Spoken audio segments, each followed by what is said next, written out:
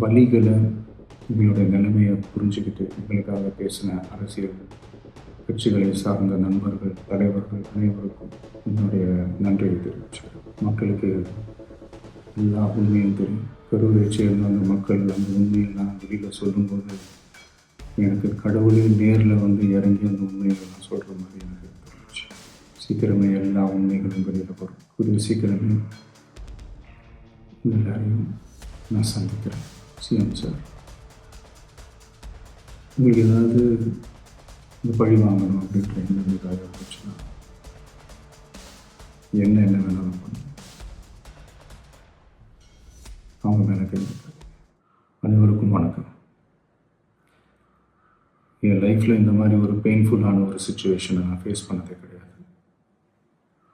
மனசு முழுக்க வலி மட்டும்தான். இந்த சுற்றுப்பயணத்தில் என்னென்ன மக்கள் பார்க்க வராங்க, அதுக்கு ஒரே ஒரு காரணம் தான் அவங்க என் மேலே வச்சிருக்கிற அன்பும் பாசம். அந்த அன்புக்கும் பாசத்துக்கும் நான் எப்பவும் கடமைப்பட்டிருக்கிறேன்.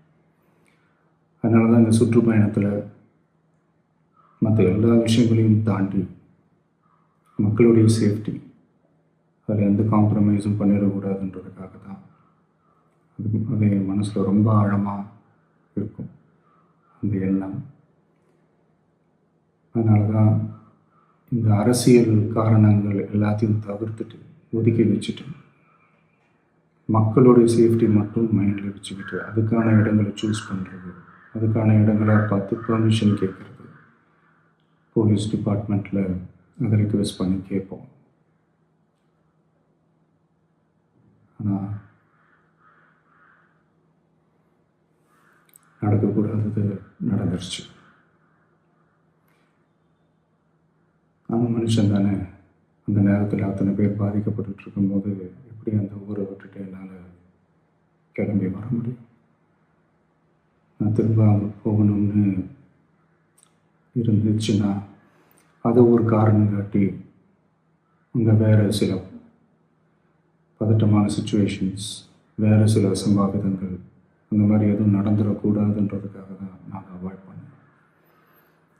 இந்த நேரத்தில் சொந்தங்களை இழந்து தவிக்கிற அத்தனை குடும்பங்களுக்கும் என்னுடைய ஆழ்ந்த இரங்கலை தெரிவிச்சுக்கிறேன். எனக்கு தெரியும், என்ன சொன்னாலும் இது ஈடேயாகாதுன்னு எனக்கு தெரியும். ஹாஸ்பிட்டலில் ட்ரீட் பண்ணிகிட்ருக்கிற எல்லாருமே சீக்கிரமாக க்யூர் ஆகி வரணுன்றதை இந்த நேரத்தில் நான் வேண்டிக்கிறேன். கூடிய சீக்கிரமே உங்கள் எல்லாரையும் நான் சந்திக்கிறேன். இந்த நேரத்தில் எங்களுடைய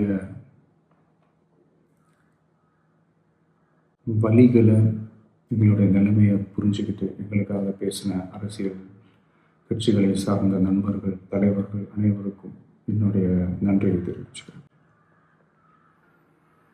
கிட்டத்தட்ட ஒரு 5 மாவட்டத்துக்கு பிரச்சாரத்துக்கு போனோம்.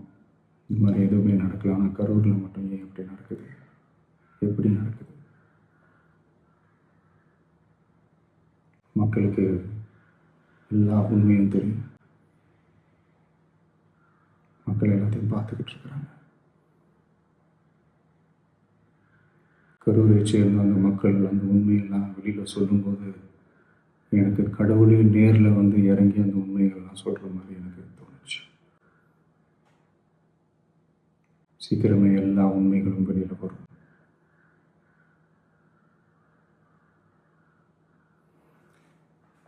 எங்களுக்கு தரப்பட்ட இடத்துல நாங்கள் போய் அந்த ஸ்பாட்டில் நின்று நாங்கள் பேசிட்டு வந்தோம். அதை தாண்டி எந்த தவறும் எங்கள் சைடில் நாங்கள் எதுவுமே செய்யலை. பட் இருந்தாலும் எங்கள் கட்சியை சேர்ந்த நிர்வாகிகள், தோழர்கள் மேலே எஃப்ஐஆர், அது மட்டும் இல்லை சோஷியல் மீடியாவை சேர்ந்த நண்பர்கள், தோழர்கள் அவங்க மேலே எஃப்ஐஆர்லாம் போட்டு இப்போ பிடிச்சிட்டு இருக்கிறாங்க.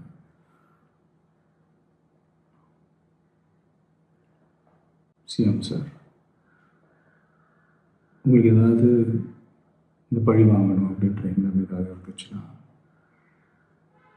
என்ன வேணாலும் பண்ணுங்க. அவங்க மேலே கை வைக்காதீங்க. வீட்டில் இருப்பேன், இல்லை நான் ஆஃபீஸில் இருப்பேன்.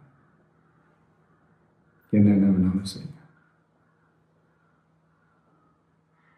நண்பர்களே, தோழர்களே,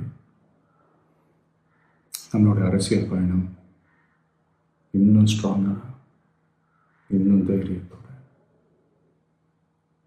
கண்டினியூ ஆகும்.